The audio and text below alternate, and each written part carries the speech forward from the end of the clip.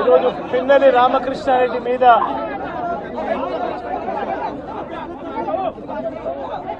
తన మీద ఏకంగా 307 అంటే అటెంప్ట్ టు మర్డర్ లాంటి కేసులు పెట్టి ఏ రకంగా అన్యాయంగా తనను జైల్లో నిర్బంధించడం జరుగుతా ఉందో కూడా చూస్తా ఉన్నాం. ఈరోజు రాష్ట్ర వ్యాప్తంగా కూడా ఇదే కార్యక్రమాలు జరుగుతూ ఉన్నాయి. రాష్ట్ర వ్యాప్తంగా కూడా కేవలం తెలుగుదేశం పార్టీకి చంద్రబాబు నాయుడు గారికి ఓటు వేయలేదు అన్న ఒకే ఒక కారణంతో ఏకంగా ఆస్తులను ధ్వంసం చేస్తా ఉన్నారు, దొంగ కేసులు పెడతా ఉన్నారు. వీళ్ళే కొడతారు, మళ్ళీ వీళ్ళే అటువైపున ఉన్న వారి మీద వాళ్ళు కొట్టారు అని చెప్పి కేసులు పెడతారు. ఇంతటి దారుణంగా ఈరోజు రాష్ట్రంలో పరిపాలన సాగిస్తా ఉన్నారు. నేను అడుగుతా ఉన్నా, ఇదే గత 5 సంవత్సరాల కాలంలో వైఎస్ఆర్సీపీ పరిపాలనలో ఉండగా, వైఎస్ఆర్సీపీ ప్రభుత్వంలో ఉండగా అప్పుడు జగన్ ఏం చేశాడు?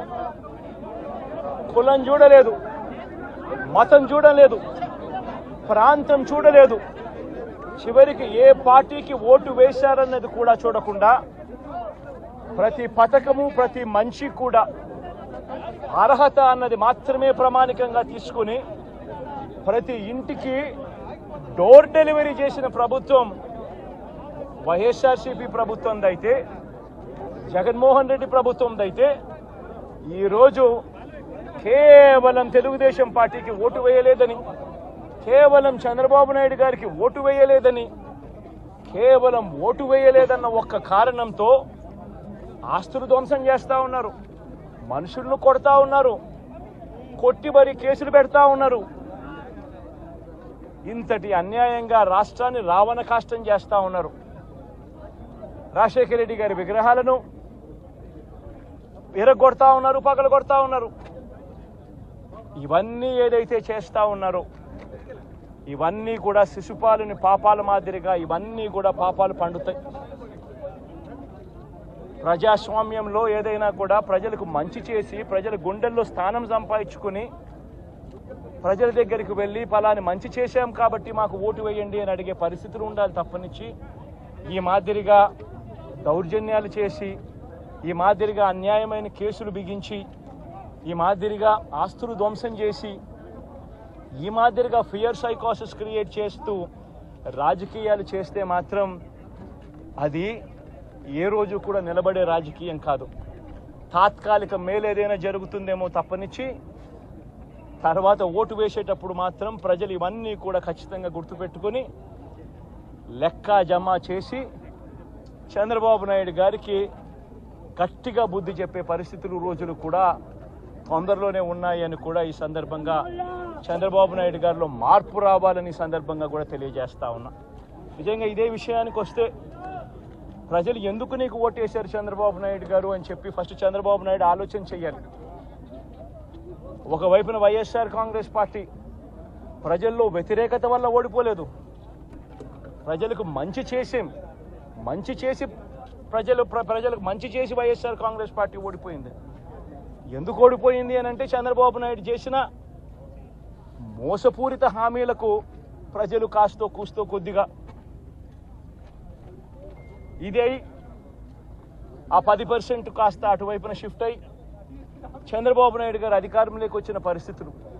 మరి చంద్రబాబు నాయుడు అధికారంలోకి వచ్చిన తర్వాత ఈరోజు రైతులకు తాను ఇస్తానన్న రైతు భరోసా 20,000 రూపాయలు ప్రతి రైతన్నకి ఇస్తానన్నాడు. వ్యవసాయం స్టార్ట్ అయింది, ఖరీఫ్ మొదలైంది, పంటలు వేగంగా వేస్తా ఉన్నారు రైతన్నలు. ఇంతవరకు రైతు భరోసా 10,000-20,000 రూపాయలు ఇస్తానన్న దానికి అతి గతి లేదు. బడులు మొదలయ్యాయి. అమ్మఒడి కింద జగన్ 15,000 ఇస్తాను అని అంటే కాదు, చంద్రబాబు నాయుడు వస్తే ఎంతమంది పిల్లలు ఉంటే అంతమందికి ఇస్తాడు, ప్రతి ఒక్కరికి 15,000 ఇస్తాడు అని చెప్పారు. రాష్ట్రంలో 1 కోటి మందికి పైగా పిల్లలు బడియీడు పిల్లలు ఉన్నారు. బడులు స్టార్ట్ అయ్యాయి. ఆ ప్రతి తల్లి కూడా అడుగుతూ ఉంది, తల్లికి వందనం అని పేరు పెట్టావు, అమ్మఒడి అనే పథకాన్ని పేరు మార్చావు, మరి ఆ డబ్బులు ఏమైనాయని చెప్పి గవర్నెన్స్ మీద కాస్త ధ్యాస పెట్టి ఆ తల్లులకి ఇచ్చే డబ్బులు ఇచ్చే కార్యక్రమం చూడండి. రైతులకు ఇచ్చే రైతు భరోసా 20,000 ఇస్తామన్నారు, ఇచ్చే కార్యక్రమం చూడండి. ప్రతి అక్క చెల్లెమ్మకు 18 ఏళ్ళు పైబడిన ప్రతి అక్క చెల్లెమ్మకు ప్రతి ఒక్కరికి 1,500 రూపాయలు ఇస్తామని చెప్పారు. అంటే సంవత్సరానికి 18,000 రూపాయలు. రాష్ట్రంలో 4,12,00,000 మంది ఓటర్లు ఉండరని చెప్పి మొన్ననే లెక్కలు తేలాయి. అందులో దాదాపుగా 2,10,00,000 మంది మహిళా ఓటర్లే. అంటే అందరూ 18 సంవత్సరాలు నిండిన మహిళా ఓటర్లే. మరి 2,10,00,000 మంది ఈ మహిళా ఓటర్లందరూ కూడా 18 ఏళ్ళు నిండిన ఈ మహిళా ఓటర్లందరూ కూడా వీళ్ళందరూ కూడా ఈరోజు అడుగుతా ఉన్నారు, 1,500 రూపాయలు ప్రతి నెల ఇస్తానన్నావు, ఏమైంది ఈ 1,500 రూపాయలు ఇచ్చే కార్యక్రమాలు అని చెప్పి అడుగుతా ఉన్నారు. వాటి మీద ధ్యాస పెట్టే కార్యక్రమం చంద్రబాబు నాయుడు చేయాలి. ఇవేవి కూడా చేయకుండా కేవలం భయాందోళనలు క్రియేట్ చేయాలి, రాష్ట్రంలో రావణ కాష్టం సృష్టించాలి, దొంగ కేసులు పెట్టాలి, ఇరికించాలి, ఆస్తులను ధ్వంసం చేయాలి. వైఎస్ఆర్సీపీ అభిమానులైనా, వైఎస్ఆర్సీపీ కార్యకర్తలైనా, వైఎస్ఆర్సీపీకి ఓటు వేసిన వారైనా కూడా ఎవరిని కూడా ఉంచకూడదు అన్న దుర్మార్గపు ఆలోచనలతో అడుగులు ముందుకు వేయడం అతి హేయమైన రాజకీయం అని కూడా ఈ సందర్భంగా తెలియజేస్తా ఉన్నా. ఇదే రామకృష్ణారెడ్డి విషయానికే వస్తే నిజంగా ఎంతటి అన్యాయమైన పరిస్థితిలో కేసులు బిగించారు అన్నది ఒకసారి అందరూ కూడా ఆలోచన చేయమని కోరుతా ఉన్నా. ఇదే విషయం కారంపూడి ఘటన జరిగింది ఎప్పుడు? ఎన్నికలు అయిపోయిన తర్వాత మరుసటి రోజు, అంటే మే 14వ తారీఖున కారంపూడిలో ఘటన జరిగింది. కారంపూడిలో ఏం ఘటన జరిగింది, ఎందుకు జరిగింది?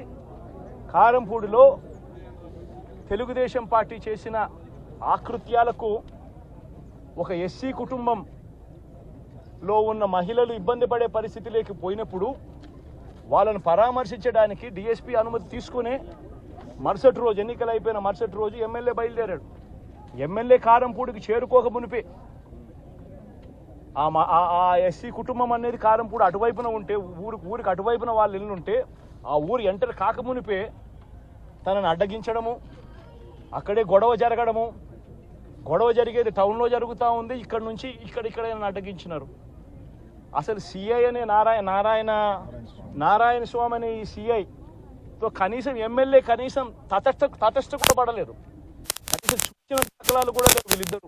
ఆ రోజు ఆయన ఉండే వేరే గొడవలో వేరే లొకేషన్ టౌన్ మధ్యలో గొడవ జరుగుతా అంటే ఆయన ఉన్నట్టు టౌన్ మొదట్లో ఈయన ఉంటారు. అసలు ఈయన ఆయన తటస్థపడలేదు.